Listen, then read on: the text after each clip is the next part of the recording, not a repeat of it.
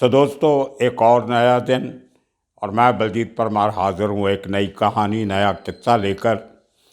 कल हमने जहाँ पर राजू रिसालदार की कहानी ख़त्म की थी, वहाँ से आज फिर शुरू करते हैं।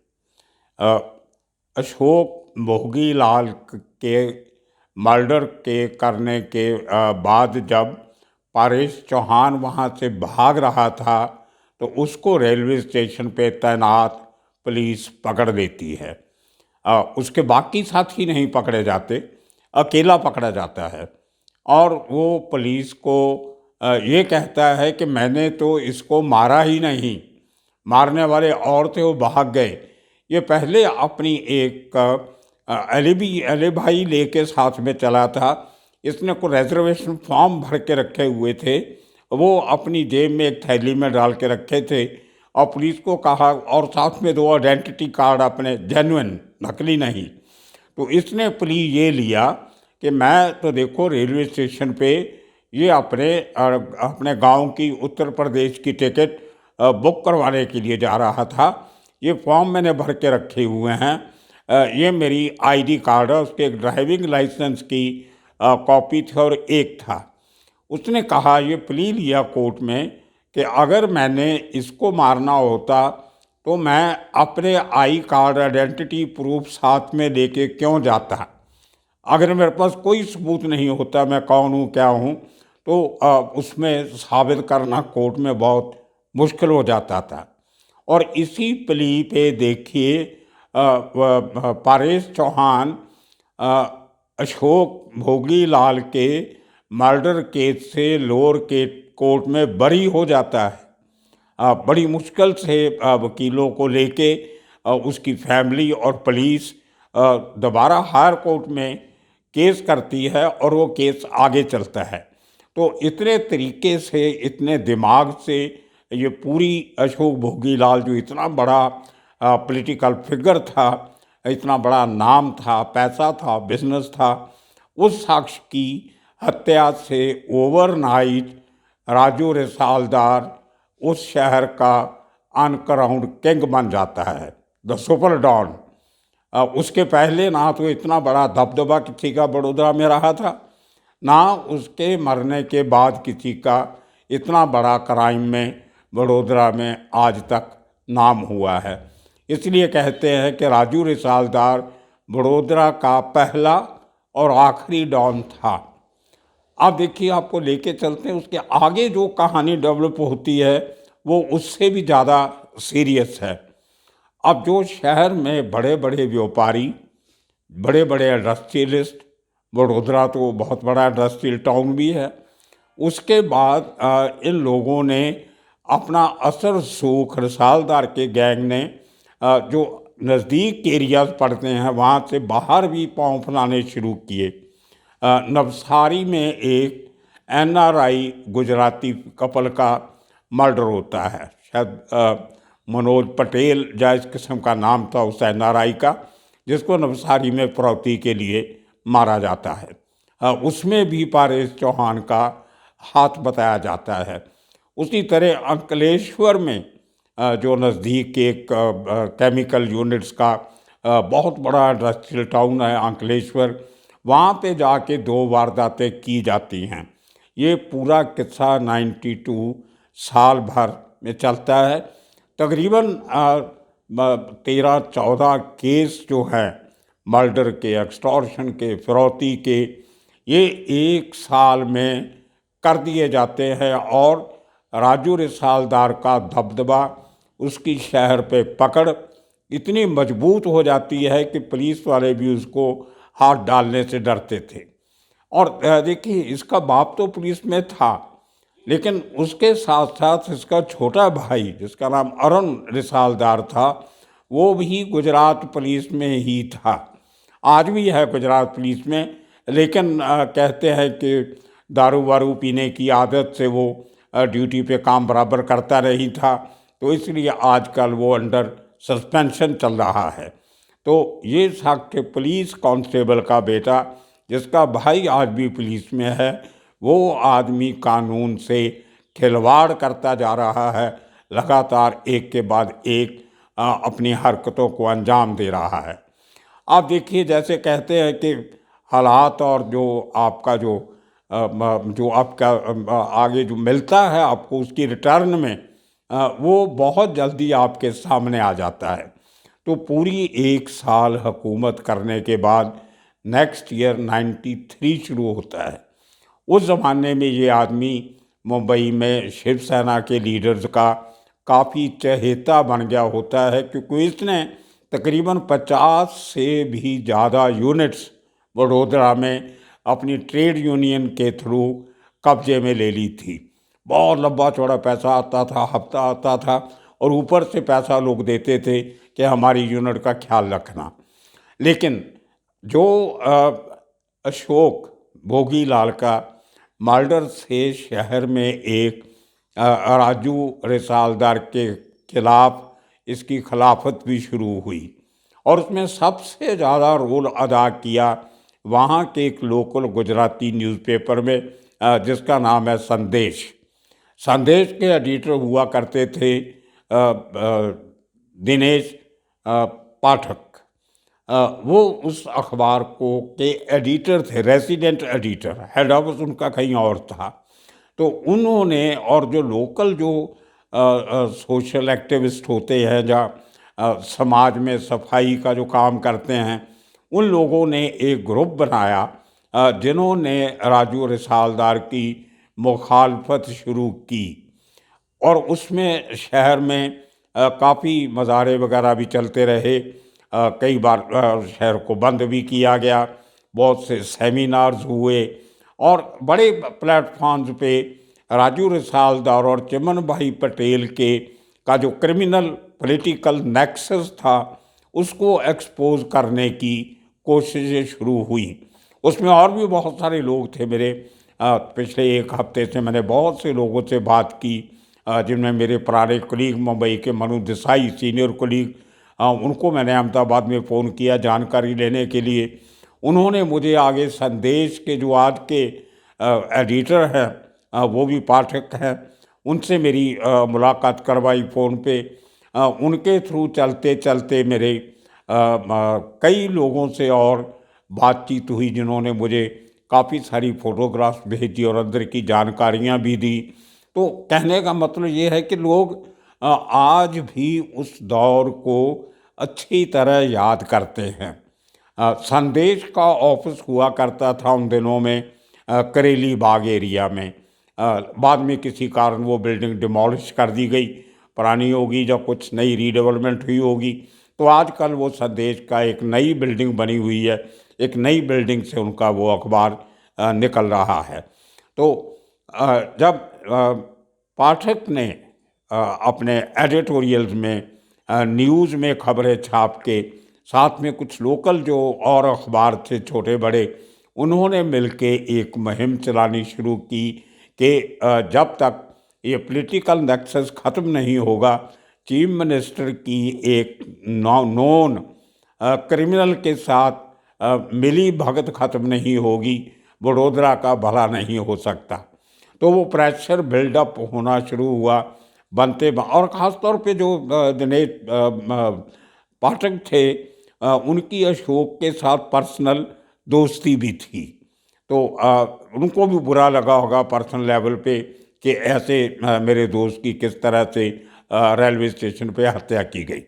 तो जब जितना ज़ोर से मुखालफत शुरू हो रही थी, उतने ही ज़ोर से राजू रिसालदार दिनेश पाठक का मुंह बंद करवाने पे जुटा हुआ था।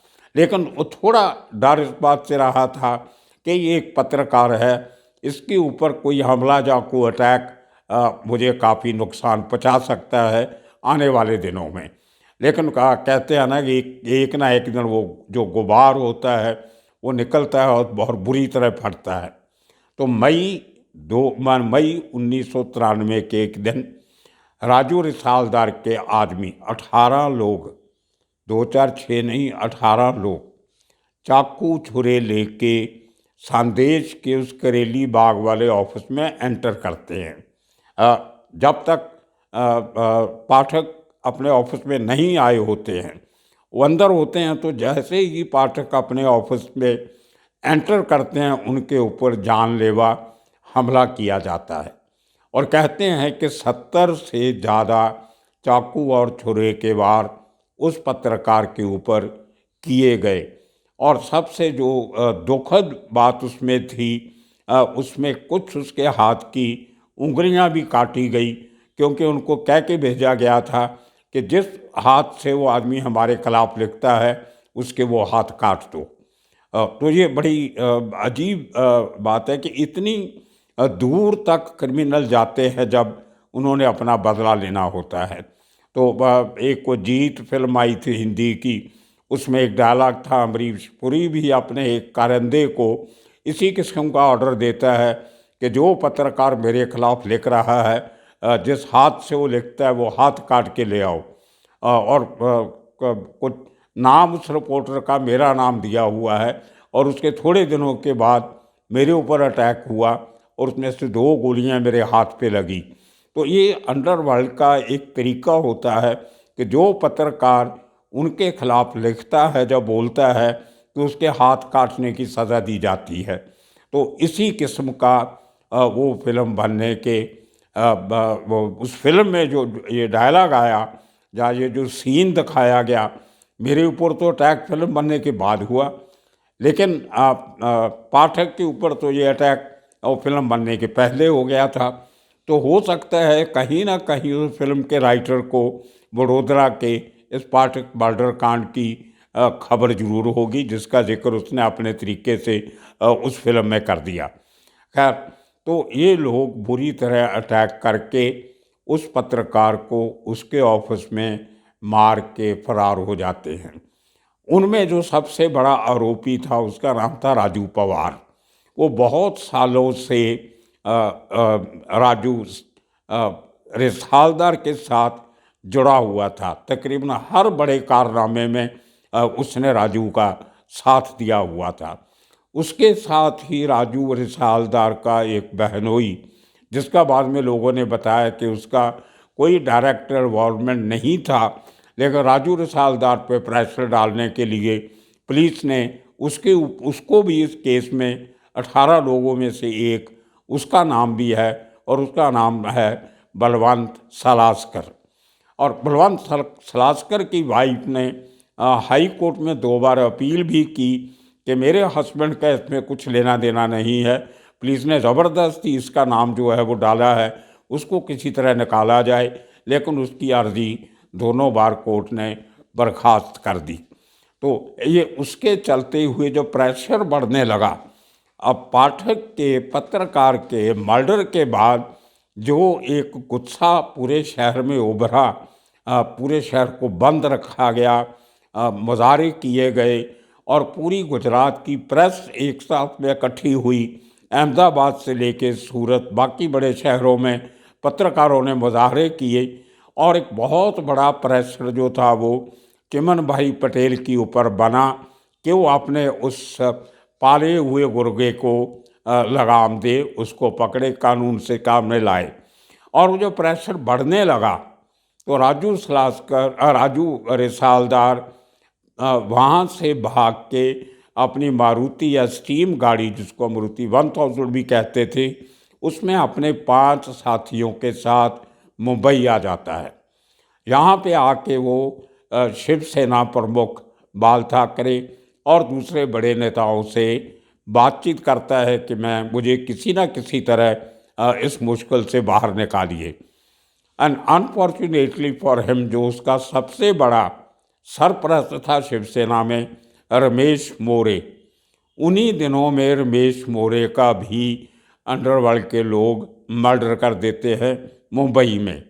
और जिस दिन और इसी दिन में, इसी दौरान गुजरात पुलिस की एक टीम, जिसमें 2 IPS ऑफिसर, बाकी स्टाफ, वो इसको ढूंढने में लगे हुए होते हैं और मुंबई पहुंच चुके होते हैं। अब उनको कैसे पता चला कि ये शख्स मुंबई में है?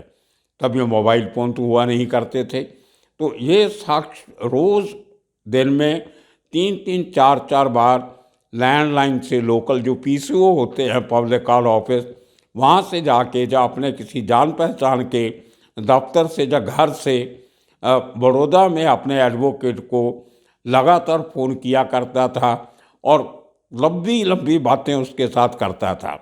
तो पुलिस ने उस वकील का फ़ोन सर्वेलेंस पे लगाया हुआ था। उस वकील की वो जो रिकॉर्डिंग जब दिखाई गई तो वकील ने कई बार राजू रिसालदार को कहा कि भैया मुझे फ़ोन मत किया कर, मेरा फ़ोन जो है वो सर्वेलेंस पे है, तुम जो बात कर रहे हो सब पुलिस को मालूम पड़ रही है, तो तुम्हारा भी नुकसान हो सकता है, मेरा भी हो सकता है। लेकिन राजू ने अपने वकील की वार्निंग भी नहीं सुनी। तो उस फ़ोन की लैंडलाइन की लोकेशन गुजरात पुलिस ने ढूंढने शुरू की, जिसमें उनका साथ मुंबई पुलिस ने दिया। अमरजीत सिंह सामरा तभी मुंबई के पुलिस कमिश्नर हुआ करते थे। 93 में बॉम्ब ब्लास्ट के बाद पुलिस की जो हाजिरी थी सड़कों पे बहुत ज़्यादा थी, बहुत अलर्ट थी बॉम्बे पुलिस। तो उन्होंने वो जो कलानगर का एरिया है जहाँ पे शिवसेना प्रमुख बाल ठाकरे का घर मातोश्री है, उसके इर्द गिर्द जितने पीसीओ हैं वहाँ पे तकरीबन 60 पुलिस वाले 4-5 दिन तक निगरानी पे लगे रहे। तो ये शक क्या करता था राजू रिसालदार, ये अपनी मारुति स्टीम में नहीं बैठता था, इसने एक परमानेंट टैक्सी एक दिन के लिए हायर कर लेता था और वो टैक्सी रोक के पीसीओ से बात करता था और इसके 5 साथी टैक्सी के पीछे पीछे उस मारुति स्टीम में चलते थे इसकी हिफाजत के लिए। उनके पास हथियार भी होते थे। तो वो एक दिन मुंबई पुलिस और गुजरात पुलिस के लोगों ने जो इसका पीछा कर रहे थे, वो पीसीओ एक इन्होंने पिन पॉइंट किया कि मैक्सिमम कॉल जो अपने वकील को करता है इस खास पीसीओ से करता है। और वो पीसीओ मातोश्री के बहुत नज़दीक था। वहाँ पे महाड़ा का ऑफिस है, उसके बाद काफ़ी दुकानें वकानें हैं, वहाँ पे 3-4 पीसीओ एक लाइन में थे। तो उनमें से एक पीसीओ का इस्तेमाल राजू रिसालदार ने ज़्यादा किया था। तो जैसे इसको स्पॉट किया गया कि ये शख्स जो फ़ोन कर रहा है यही राजू रिसालदार है, और जब तक पुलिस जो दूर खड़े वाच रख के बैठे थे वो एक दूसरे से कोऑर्डिनेट करते, मुंबई पुलिस गुजरात पुलिस को बताती कि ये शख्स आपका वांटेड आरोपी, आप पहचानो यही है या कोई और है। तो उन्होंने इतनी देर में जो वो कोऑर्डिनेशन में जो कुछ मिनट सेकंड लगे, उतनी देर में राजू रिसालदार टैक्सी में बैठ के वहाँ से भागा और उसके पीछे पीछे उसकी मारुति स्टीम भागी। और लेकिन आगे पुलिस ने अपनी जो मुंबई पुलिस थी उन्होंने अपनी वायरलेस इस्तेमाल करके जो 3-4 रास्ते वहाँ से बाहर निकलते हैं, एक हाईवे को जाता है, एक गुरु नानक हॉस्पिटल की तरफ जाता है और एक जो कलेक्टर का ऑफिस है उसकी तरफ जाता है, उन पे इन्होंने आगे एक किस्म से नाकाबंदी लगा रखी। और जैसे ही, लेकिन पुलिस को ये दिमाग में नहीं आया कि राजू रिसालदार उस गाड़ी में नहीं है, वो एक टैक्सी में ट्रैवल कर रहा है, गाड़ी में वो नहीं था। जब उस गाड़ी को रोका गया, गुजरात पुलिस ने गुजराती में अपने लोगों से बात की कि अंदर देखा गाड़ी में तो राजू रिसालदार नहीं था। तो इन्होंने उस ड्राइवर को, जो आगे आदमी बैठे थे, उनको पूछा कि राजू रिसालदार कहाँ है। तो उन्होंने, अब पुलिस ने घेर रखा था, चारों तरफ पुलिस खड़ी थी, वो डर गए। उन्होंने बता दिया कि आगे वाली टैक्सी में राजू रिसालदार बैठा है। तो पुलिस ने इमीडिएटली घेरा डाला, राजू रिसालदार को निकाल के मुंबई पुलिस ने गुजरात पुलिस के हवाले कर दिया। और यहाँ से by road Gujarat police Raju Risaldar और उसके 5 लोगों को जो अपनी गाड़ियाँ लेके आए थे उनके साथ इनको भी लेके गुजरात की तरफ रवाना हो गए। अब रास्ते में चलते हुए जैसे ही वडोदरा का बॉर्डर आता है, अपनी वो ज्यूरिसडिक्शन में पहुँचे, उसको कहते हैं गोल्डन नाका, गोल्डन चौराहा, जो गोल्डन चौकड़ी कह देते हैं।